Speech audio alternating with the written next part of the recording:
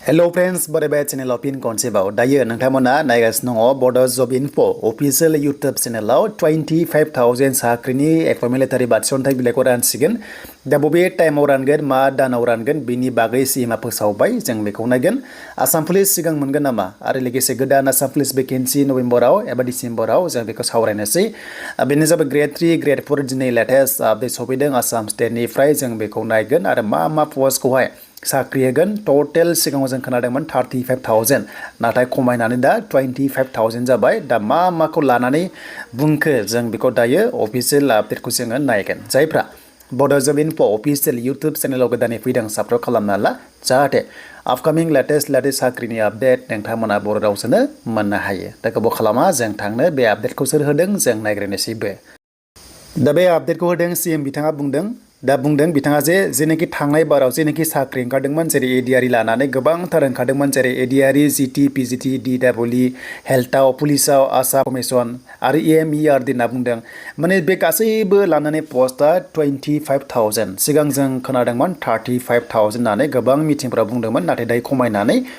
25,000 बेयाव होनाय जादों ना खायसे डिपार्टमेन्टखौ होथ'ला नामा बे उनाव होगोन नामा जायखिजाया दायो 25,000 कैंडिडेट्स निके सेलेक्टेड जाबाय बिथांमोनखौहाय एपइन्टमेन्ट लेटारखौ रानसिगोन आरो माब्ला रानगोननो बेनो जाबाय नै नोंथांमोना मोनदों लास्ट वीक नभेम्बर नङाबा फर्स्ट सप्ता डिसेम्बराव होनाय जासिगोन सिगाङो माने 10 अक्ट'बराव होनो गोनांमोन नाथाय फावसयनानै दा फैनानै आरोबाव फिन खनसेबाव सेकेन्ड वीक नभेम्बर जादोंमोन नाथाय दायो फिन खनसेबाव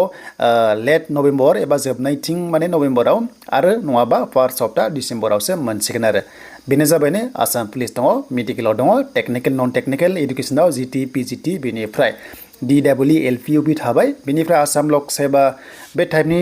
थाबाय आरो देन बेनिफ्राय एमईआरडी बे माने आं बेखौ बारा हमनो हायासै नोंथांमोना कमेन्ट्स खालामबानो जाबाय बेखिनि जेनेखि साख्रिना 25,000 खौ जोङो मा बेनो जाबाय